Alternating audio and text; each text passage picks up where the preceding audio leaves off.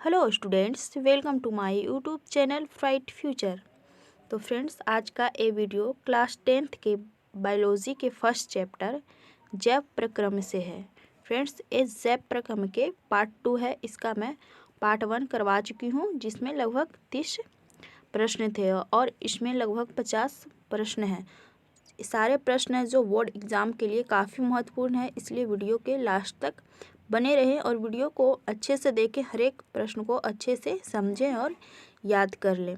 तो फ्रेंड्स, चलिए हम लोग बिना देर के हुए अपना प्रश्न को देखते हैं। तो फर्स्ट में क्या कह रहा है कि सभी हरे पौधे होते हैं। 4 ऑप्शन दिया हुआ है। ऑप्शन ए में कह रहा है स्वपोषी, बी में मृतजीवी, सी में कह रहा है परजीवी या और डी में कह रहा है इनमें सभी। तो सभी हरे पौधे क्या होते हैं? तो सभी हरे पौधे होते हैं जो स्वपोषी होते हैं। तो इसलिए इसका राइट आंसर हो जाएगा ऑप्शन ए। सभी हरे पौधे अपना भोजन स्वयं बनाते हैं, इसलिए सभी हरे पौधे होते हैं जो स्वपोषी होते हैं। अब अगला क्वेश्चन को देखते हैं, क्वेश्चन नंबर 2। क्वेश्चन नंबर 2 क्या कह रहा है कि वृक्क के रचनात्मक एवं क्रियात्मक इकाई को क्या कहते हैं? तो वृक्क के यानी कि किडनी के रचनात्मक और क्रियात्मक इकाई को क्या कहा जाता है? तो नेफ्रॉन कहा जाता है। वृक्क के रचनात्मक और क्रियात्मक इकाई को क्या कहा जाता है? नेफ्रॉन।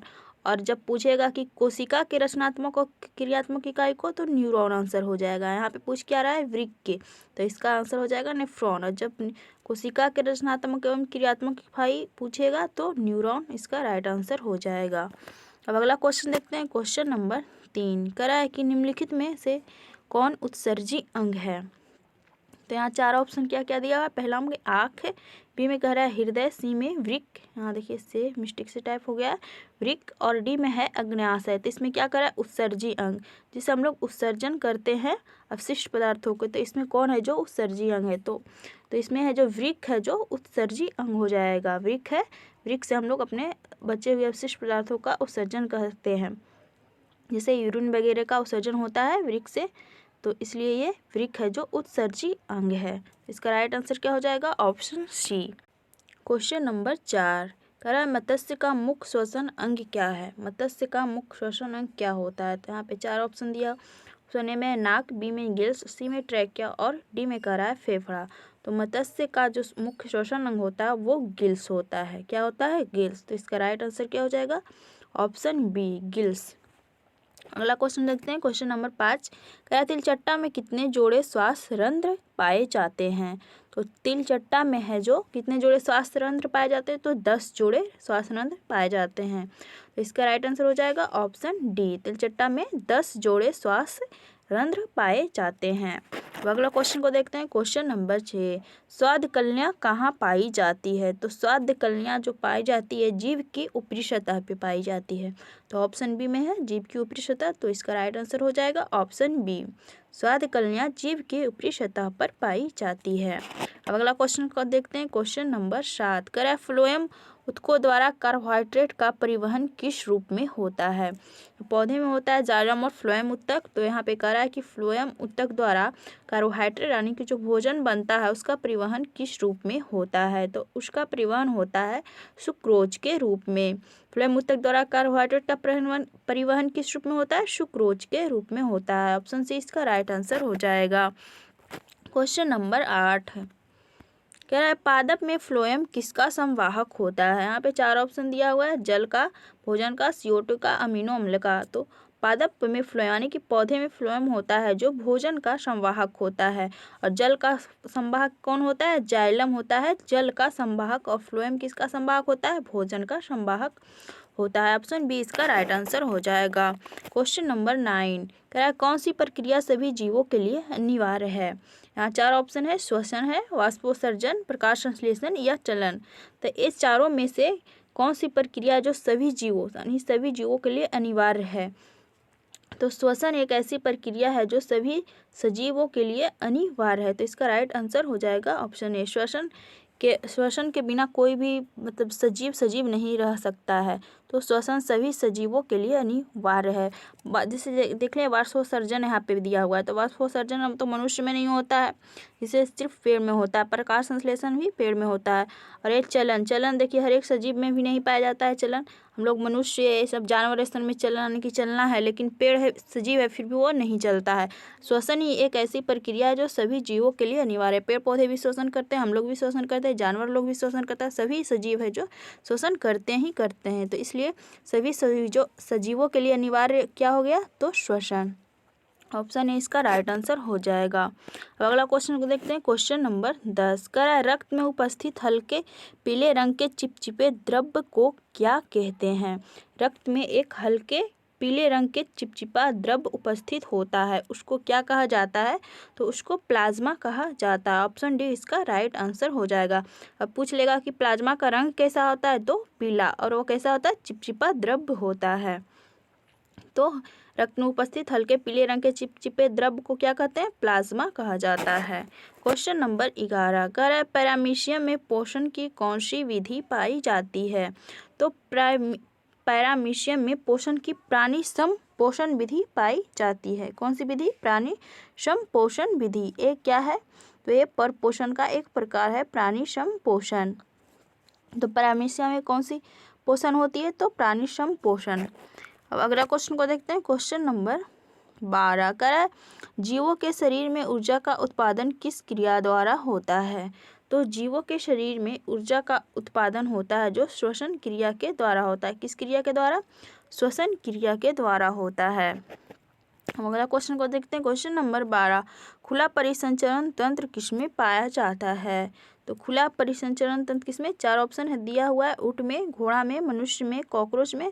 तो इसका राइट आंसर क्या हो जाएगा, कॉकरोच। कॉकरोच में होता है, यानी कि तिलचट्टा में होता है जो खुला परिसंचरण तंत्र पाया जाता है। बाकी ये सब ऊँट में, घोड़ा में, हम लोग मनुष्य में, ये सब में बंद परिसंचरण तंत्र पाया जाता है। कॉकरोच एक ऐसा जीव है जिसमें खुला परिसंचरण तंत्र पाया जाता है, कॉकरोच यानी कि तिलचट्टा में। इसका राइट आंसर क्या हो जाएगा, ऑप्शन डी। अगला क्वेश्चन को देखते हैं। क्वेश्चन नंबर 14, मनुष्य के सांस लेने और छोड़ने की क्रिया को क्या कहते हैं। तो मनुष्य के सांस लेने और छोड़ने की क्रिया को श्वासोच्छ्वास कहा जाता है। क्या कहा जाता है, श्वासोच्छ्वास। ऑप्शन डी इसका राइट आंसर हो जाएगा। कौन सा, ऑप्शन डी, श्वासोच्छ्वास। श्वास लेने और छोड़ने की क्रिया को क्या कहा जाता है, श्वासोच्छ्वास। अगला क्वेश्चन को देखते हैं। क्वेश्चन नंबर 15, अमाशय के अग्रभाग को क्या कहते हैं। तो अमाशय के अग्रभाग को क्या कहा जाता है, कार्डियक कहा जाता है। ऑप्शन बी इसका राइट आंसर हो जाएगा। क्वेश्चन नंबर 16, पुराने जड़ों में श्वसन प्रक्रिया कैसे संपन्न होती है।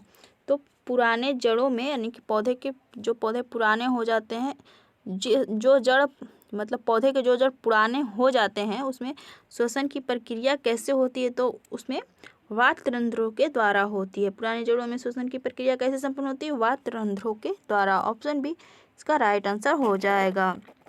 क्वेश्चन नंबर 17, टैनिन मुख्यतः कहाँ जमा होता है। तो टैनिन मुख्यतः कहाँ जमा होता है, तो टैनिन होता है जो वृक्ष के छालों में जमा होता है। कहाँ जमा होता है, वृक्ष के छाल में। तो ऑप्शन बी राइट आंसर हो जाएगा। टैनिन मुख्यतः वृक्ष के छाल में जमा होता है।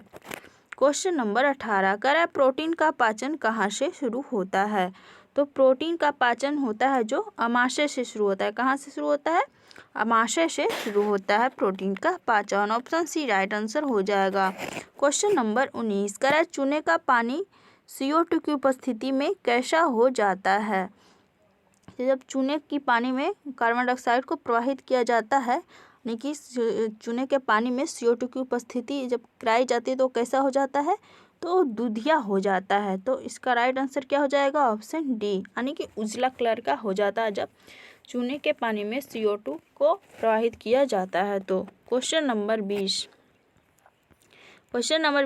कि मनुष्य के मुख गुहा में कितने जोड़े लार ग्रंथियां पाई जाती है। मनुष्य के मुंह में कितनी जोड़ी लार ग्रंथियां पाई जाती है, तो कितनी जोड़ी, 3 जोड़ी। मनुष्य के मुंह में कितनी जोड़ी लार ग्रंथि पाई जाती है, 3 जोड़ी। ऑप्शन सी इसका राइट आंसर हो जाएगा। क्वेश्चन नंबर 21, बबूल के पौधे में मुख्यतः कौन सा उत्सर्जी पदार्थ निकलता है। तो बबूल के पौधे से जो उत्सर्जी पदार्थ निकलता है वो क्या होता है, वो गोंद होता है। क्या होता है, गोंद। तो बबूल के पौधे का मुख्य उत्सर्जी पदार्थ क्या है, गोंद है। अगला क्वेश्चन देखते हैं। क्वेश्चन नंबर 22, मुख्य गुहा का पिछला भाग क्या कहा जाता है? तो मुख्य गुहा का पिछला भाग को क्या कहते हैं? ग्रसनी कहते हैं। मुख्य गुहा के पिछला भाग को क्या कहा जाता है? ग्रसनी। ऑप्शन ए इसका राइट आंसर हो जाएगा। मुख्य गुहा के पिछला भाग ग्रसनी कहलाता है। अब अगला क्वेश्चन देखते हैं, क्वेश्चन नंबर 23। पीत रस कहाँ से स्रावित होता है? तो पीत रस होता है जो कहाँ से स्रावित होता है? यकृत से स्रावित होता है। और जमा कहाँ होता है? पित्ताशय में जमा होता है। यानी कि स्रावित होता है पित्तरस यकृत से और पित्ताशय में जाकर जमा हो जाता है। तो यहाँ तो स्रावित पूछ रहा है, तो ऑप्शन ए इसका राइट आंसर हो जाएगा। Question number 24। कह रहा है मानव के पाचन ग्रंथियों सबसे बड़ी ग्रंथि कौन है? यानी कि मानव के पाचन जितनी भी पाचन ग्रंथियां हैं उसमें से सबसे बड़ी ग्रंथि कौन है? तो मानव के पाचन ग्रंथि में सबसे बड़ी ग्रंथि कौन है? यकृत है। कौन है? यकृत। मानव की पाचन ग्रंथियों में सबसे बड़ी ग्रंथि यकृत ग्रंथि है। ऑप्शन ए राइट आंसर होगा। Question number 25। करा हृदय के वेश्मों का शीतलन एवं संकुचन क्रमशः कहलाते हैं। तो हृदय के वेश्मों का शीतलन और संकुचन क्रमशः, तो शीतलन को क्या कहा जाता है? शीतलन को कहा जाता है डायस्टॉल और संकुचन को क्या कहा जाता है? सिस्टॉल। तो क्रमशः पूछा है तो शीतलन का डायस्टॉल और संकुचन का हो जाएगा सिस्टॉल। तो इसका राइट आंसर क्या हो जाएगा? Option D. हृदय के वेश्मों का शीतलन डायस्टॉल कहलाता है और संकुचन क्या कहलाता है? सिस्टॉल। तो इसका राइट आंसर क्या हो जाएगा? Option D. अब अगला क्वेश्चन देखते हैं, क्वेश्चन नंबर 26। एक स्वस्थ मनुष्य का रक्तचाप होता है। एक स्वस्थ मनुष्य का रक्तचाप कितना होता है? तो 120/80 होता है। कितना होता है? 120/80। ये क्या कहलाता है? बीपी कहलाता है। इसी को बीपी कहा जाता है। तो एक कितना होता है? 120/80। ऑप्शन सी इसका राइट आंसर हो जाएगा। Question number 27। कह रहा है कि पाचन की क्रिया पूर्ण होती है। तो पाचन की क्रिया इनमें से किस ग्रंथि में पूर्ण होता है? तो पाचन की क्रिया संपन्न कहाँ होती है? छोटी आंत में संपन्न होती है। ऑप्शन डी इसका राइट आंसर हो जाएगा। Question number 28।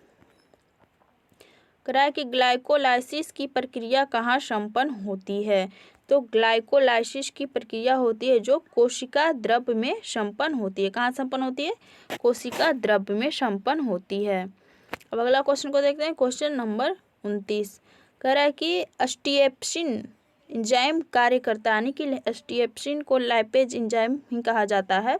तो एक कार्य करता है। तो लाइपेज एंजाइम किस पे कार्य करता है? तो ये वसा पर कार्य करता है। लाइपेज एंजाइम किस पे कार्य करता है? वसा पर। अब अगला क्वेश्चन को देखते हैं, क्वेश्चन नंबर 30। मानव में श्वसन वर्णक कौन है? तो मानव में श्वसन वर्णक है, इसमें 4 ऑप्शन देखिए दिया हुआ है, फाइटोक्रोम, साइटोक्रोम, हीमोग्लोबिन, इनमें सभी। तो मानव का श्वसन वर्णक हीमोग्लोबिन होता है। ऑप्शन सी राइट आंसर हो जाएगा। Question number 31। कह रहा है कि स्टोमेटा के खुलने और बंद होने की प्रक्रिया को कौन नियंत्रित करता है? पौधे में जो स्टोमेटा पौधे के पत्तियों में पाए जाते हैं, उनको खुलने और बंद होने की प्रक्रिया को कौन नियंत्रित करता है? तो द्वार कोशिकाएं उसको खुलने और बंद होने की प्रक्रिया को नियंत्रित करता है। ऑप्शन बी राइट आंसर होगा। Question number 32।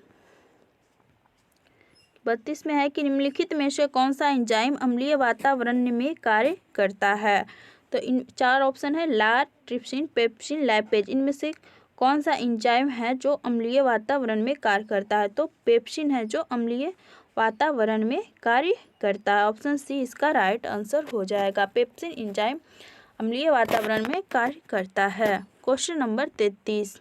कारण निम्नलिखित में से किसे कोशिका का ऊर्जा मुद्रा के रूप में जाना जाता है? क्या है? ऊर्जा मुद्रा के रूप में। तो एटीपी को कोशिका का ऊर्जा मुद्रा के रूप में जाना जाता है। एटीपी का फुल फॉर्म होता है एडेनोसिन ट्राइफॉस्फेट। इसे किस रूप, क्या इसको एक अन्य नाम क्या है? तो ऊर्जा मुद्रा। एटीपी को क्या कहते हैं? ऊर्जा मुद्रा। किसका ऊर्जा मुद्रा? तो कोशिका का ऊर्जा मुद्रा। Question number 34। जठर ग्रंथियां कहाँ पाई जाती है? तो जठर ग्रंथियां हैं जो अमाशय में पाया जाता है। कहाँ पाया जाता है? अमाशय में। ऑप्शन सी राइट आंसर हो जाएगा। Question number 35। करा एटीपी का पूरा नाम क्या है? तो एटीपी का पूरा नाम होता है एडेनोसिन ट्राइफॉस्फेट। तो कौन सा ऑप्शन सही होगा? ऑप्शन बी इसका राइट आंसर हो जाएगा। 35 का B, adenosine triphosphate. Question number 36, करा शरीर में भोजन का पचना किस प्रकार की अभिक्रिया है? किस प्रकार के? 4 संचयन क्रिया, विस्थापन, उपचयन या अपचयन। तो शरीर में भोजन का पाचन है जो उपचयन अभिक्रिया। कैसी अभिक्रिया? उपचयन। ऑप्शन सी इसका राइट आंसर हो जाएगा। क्वेश्चन नंबर 37, करा कुटपाद किसमें पाया जाता है? 4 ऑप्शन दिया हुआ है, अमीबा, यूग्लिना, पैरामीशियम या इनमें से कोई नहीं। तो कुटपाद है जो किसमें पाया जाता है? अमीबा में कुटपाद पाया जाता है। किसमें? अमीबा में। तो ऑप्शन इसका राइट आंसर हो जाएगा। क्वेश्चन नंबर 38, करा कि अमीबा का कौन सा भाग भोजन पकड़ने में सहायक होता है? तो कुटपाद ही होता है जो जिससे अमीबा अपना भोजन को पकड़ता है। कुटपाद की सहायता से अमीबा अपना भोजन पकड़ता है। तो ऑप्शन बी इसका राइट आंसर हो जाएगा। क्वेश्चन नंबर 39, गोबर छत्ता में किस प्रकार का पोषण होता है? तो गोबर छत्ता में होता है मृतजीवी पोषण होता है। कैसा पोषण? मृतजीवी पोषण। गोबर छत्ता में कैसा पोषण होता है? तो मृतजीवी, यानी कि मशरूम इसको कह सकते हैं। मशरूम में भी वैसा ही मृतजीवी पोषण होता है। क्वेश्चन नंबर 40, खनिज लवणों का अवशोषण पौधे किस रूप में करते हैं? खनिज लवण का अवशोषण पौधे किससे करते हैं? जाइलम से करते हैं। लेकिन यहाँ पे पूछ रहा है कि किस रूप में करते हैं? तो आयन के रूप में करते हैं। ऑप्शन सी इसका राइट आंसर हो जाएगा।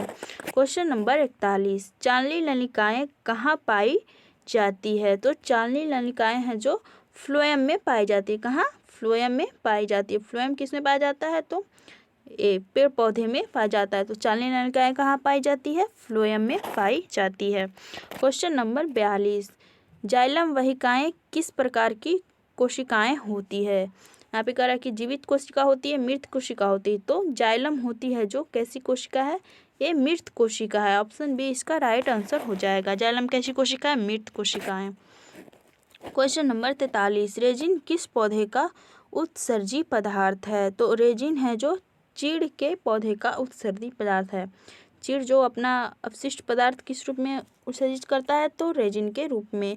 और बबूल, तो बबूल का मुख्य उत्सर्जी पदार्थ क्या है? ऊपर का क्वेश्चन में था, तो बबूल का गोंद हो जाएगा। और चीड़ का क्या है? तो रेजिन है। तो रेजिन किस पौधे का उत्सर्जी पदार्थ है? ऑप्शन ए चीड़ का। क्वेश्चन नंबर 44, हृदय के चारों तरफ उपस्थित सुरक्षात्मक द्रव्य को क्या कहते हैं? तो हृदय के जो चारों तरफ सुरक्षा के रूप में जो एक द्रव्य होता है उसको क्या कहा जाता है? पेरिकार्डिक द्रव्य। क्या? पेरिकार्डियक द्रव्य। ऑप्शन बी इसका राइट आंसर हो जाएगा। पेरिकार्डियक द्रव्य हृदय के चारों ओर जो उपस्थित होता है उसके सुरक्षा के लिए द्रव्य, उसको पेरिकार्डियक द्रव्य कहा जाता है। क्वेश्चन नंबर 45, करा अमीबा में अलैंगिक जनन किस विधि द्वारा होता है? तो अमीबा में अलैंगिक जनन होता है विखंडन विधि द्वारा। वो टूटकर जनन विखंडित होकर वो जनन की प्रक्रिया को पूरा करता है अमीबा। तो ऑप्शन बी इसका राइट आंसर हो जाएगा। तो फ्रेंड्स, ये आज का लास्ट प्रश्न था। लगभग 45 प्रश्न थे जो इसमें से जितने भी प्रश्न हैं वो बहुत ही इम्पोर्टेंट हैं। तो इसलिए इसको अच्छे से पढ़ें, अच्छे से याद रखें, ताकि आपके बोर्ड एग्ज़ाम में अब जब एग्ज़ाम दें तो वहाँ पे अच्छा परफॉर्मेंस कर सकें, अच्छा नंबर ला सकें। फ्रेंड्स, अगर आप लोगों के वीडियो पसंद आए तो लाइक अवश्य करें, और हमारे चैनल पे नए हैं तो चैनल को सब्सक्राइब कर लें और बेल आइकन को प्रेस कर लें, जिससे मैं जो भी वीडियो अपलोड करूँगी उसका नोटिफिकेशन आप लोगों को सबसे पहले मिलेगा।